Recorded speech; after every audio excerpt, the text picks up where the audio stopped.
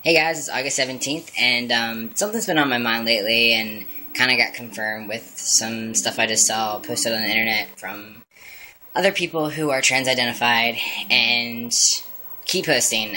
If your opinion is not the same as mine, then I want to hear it. I want to, know other people's perspectives and everything, and everybody has a right to put whatever they want pretty much on the internet as long as it doesn't, hurt anybody too bad.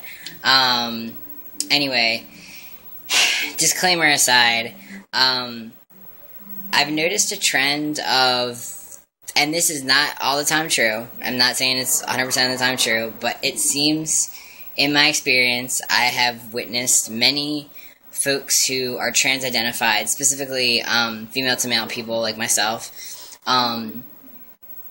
going to great lengths to become kind of like, I don't really know what the word is for it. I guess like public experts in a more formal way for the general public about like transitioning and stuff like that. And it's definitely important that these stories be told and our experiences are put out there for visibility, and we do exist. But I think it's also important to remember that everybody's transition is different, and just in the way that information is presented, I think you should be kind of careful because it's not fact, and it's also not like a certain journey. It's not, not everybody travels from point A to point B. Like, sometimes, you change a lot more as a person through your hormonal transition or because of surgery or, not even necessarily physical modification things, but more information might be presented to you, and your gender, your ideas about your own gender evolve. And it can happen over months. It could happen overnight just from having a conversation. And you're like, oh, that's interesting. I get nervous when I see other trans men in communities where, like, they're the only trans person. And so they speak as though, like, this is exactly how it is. This is how it is for all trans men, or this is how it is for all trans-identified people, and, they get really stuck in these stereotypes, and these, cliches of, oh, well, I used to play with trucks when I was a little kid, or whatever, and it's just, it's, for myself, my gender journey has been very different from other people's. I came out as trans when I was 18 or 19, and I didn't hormonally transition. I didn't start that process until I was 28. I've been on testosterone for 19 months. So, in that time, I had moved away from my small town to Chicago and had learned all about, genderqueer stuff, and that, it's not just male or female, and, some trans people, that really is who they are. They really do want to go from being, male-identified to female-identified, and, that's it, or, the opposite, or, But, for me, I absorbed a lot of information through some, queer activism that I was doing, and I used the word queer very specifically. It was not gay rights. It was, about...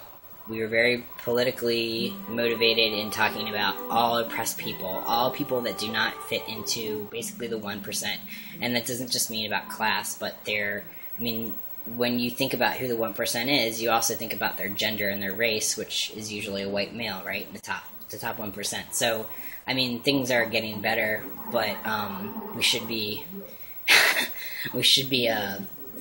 working harder for marginalized folks. And when you add GLBTQ, all that stuff, all those letters into folks' vocabulary who are already part of a minority, who are already being marginalized, who, maybe have some kind of disability, who, are part of an already disenfranchised racial group, or, were just kind of born into a lower income situation, that it's not really possible to move forward because they have to take care of not just themselves but their whole family, and keep contributing, so they can't move themselves forward in certain ways. And not to say that it's not possible, but I don't know, it seems like I'm getting off track, but I see it's all connected.